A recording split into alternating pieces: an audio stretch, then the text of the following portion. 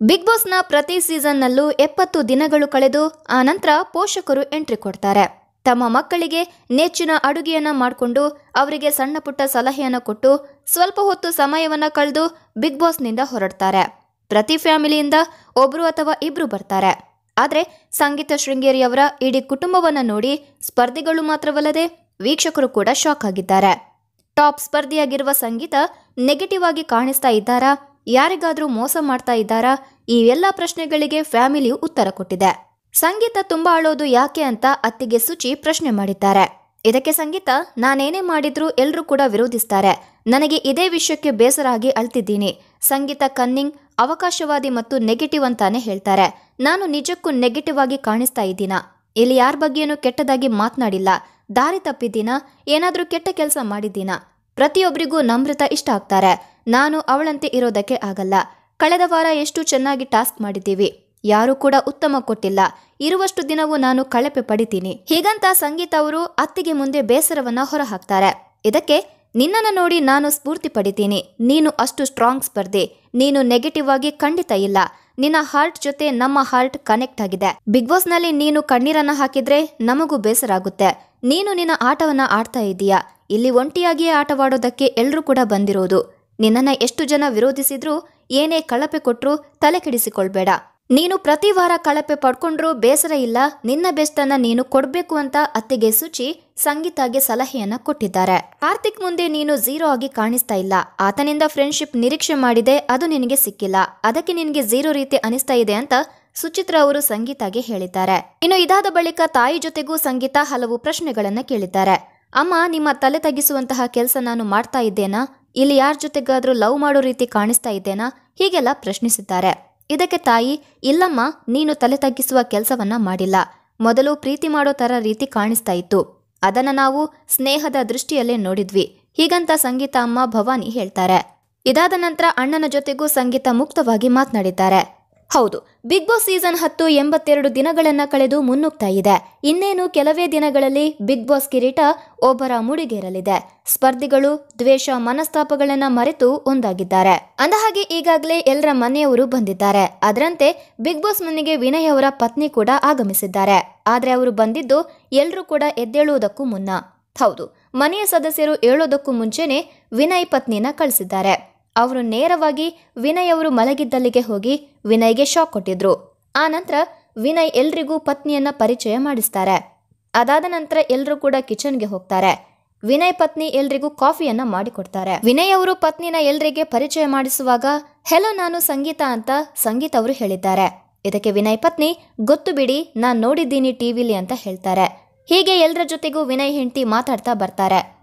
ಆದ್ರೆ ಅದಾದ ಬಳಿಕ ಸಪ್ರೇಟ್ ಆಗಿ ಸಂಗೀತ ಜೊತೆ ಹೇಳ್ತಾರೆ, ಇಷ್ಟು ದಿನ ನೀವು ವಿನಯ್ ಬಿಗ್ ಬಾಸ್ನಲ್ಲಿ ಯಾರೂ ಮಾಡಿರದಷ್ಟು ಜಗಳವನ್ನ ಮಾಡಿದ್ದೀರಾ, ಆದ್ರೆ ಇನ್ನೇನು ಕೆಲವೇ ದಿನಗಳು ಇರೋದಷ್ಟೇ, ಹಾಗಾಗಿ ಇಬ್ರು ಕೂಡ ಚೆನ್ನಾಗಿ ಜಗಳ ಆಡದೆ ತುಂಬಾ ಚೆನ್ನಾಗಿರಿ ಅಂತ ಹೇಳ್ತಾರೆ. ಇದನ್ನ ದೂರದಲ್ಲಿ ನಿಂತು ಕೇಳಿಸಿಕೊಂಡ ವಿನಯ್ ಪತ್ನಿ ಹತ್ರ ಬಂದು, ಹಳೇದನ್ನೆಲ್ಲ ಯಾಕೆ ನೆನಪು ಮಾಡ್ತಾ ಇದೀಯಾ, ಬಿಡು, ನಾವೀಗ ಚೆನ್ನಾಗಿದ್ದೀವಿ, ಇಬ್ರು ಕೂಡ ಒಳ್ಳೆ ಫ್ರೆಂಡ್ ಆಗಿ ತುಂಬಾ ಚೆನ್ನಾಗಿ ಮಾತಾಡ್ತಾ ಇದ್ದೀವಿ, ಹಳೇದನ್ನೆಲ್ಲ ನೆನಪು ಮಾಡಬೇಡ. ಈಗ ಹಳೇದನ್ನ ನೆನಪು ಮಾಡಿದ್ರೆ ಮತ್ತೆ ಅದು ಟ್ರಿಗರ್ ಆಗಿ ಏನಾದ್ರೂ ಜಗಳನ ನೀನೇ ಹತ್ತಿಸಿ ಬಿಟ್ಟಿಯಾ ಅಂತ ಪತ್ನಿ ಜೊತೆ ಹೇಳ್ತಾ ವಿನಯ್ ಸಮಾಧಾನ ಮಾಡ್ತಾರೆ.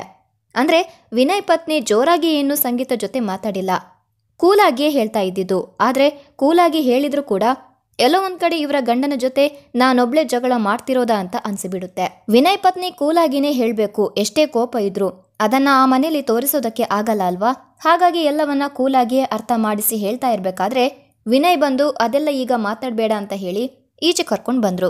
ಅದಾದ ನಂತರ ವಿನಯ್ ಪತ್ನಿ ಎಲ್ಲರನ್ನ ಕೂಡ ಮಾತಾಡಿಸ್ತಾರೆ.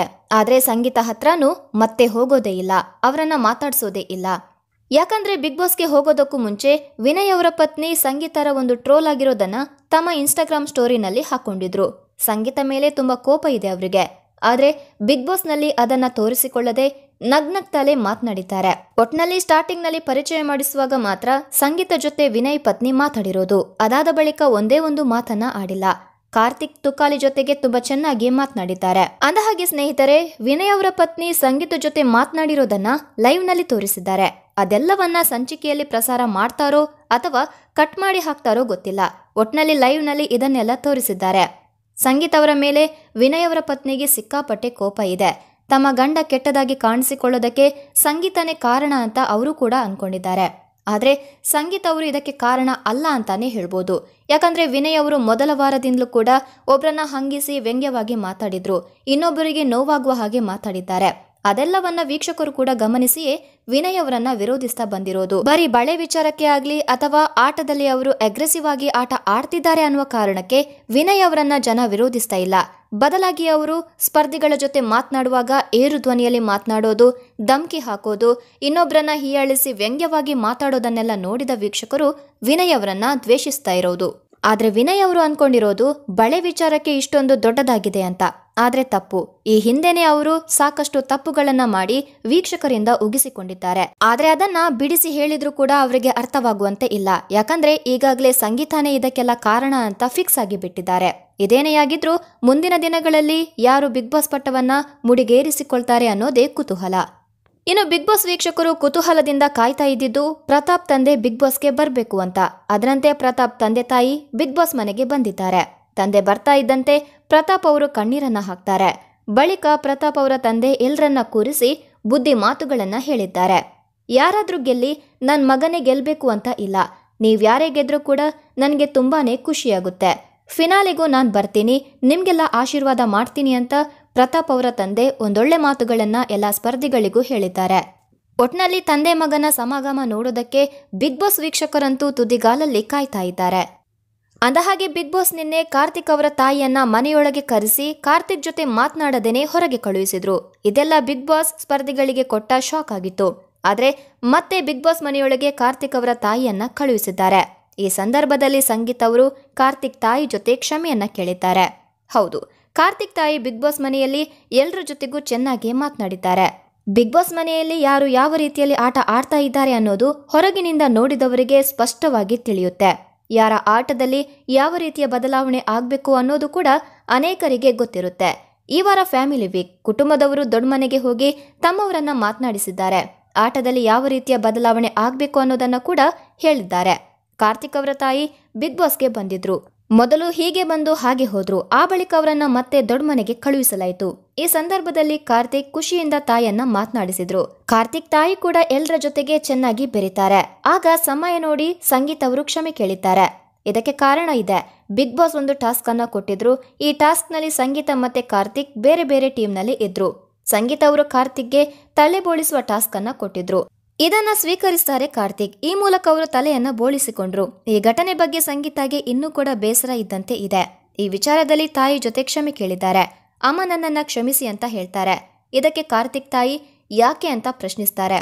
ನಿಮ್ಮ ಮಗನ ತಲೆ ಕೂದಲು ಹೋಗುವಂತೆ ಮಾಡಿದೆ. ಅದೆಲ್ಲ ಗೇಮ್ಗೋಸ್ಕರ ಮಾತ್ರ ಆಗಿತ್ತು. ನಮ್ಮಿಬ್ಬರ ಮಧ್ಯೆ ಯಾವುದೇ ವೈಯಕ್ತಿಕ ದ್ವೇಷ ಇಲ್ಲ ಅಂತ ಹೇಳ್ತಾರೆ.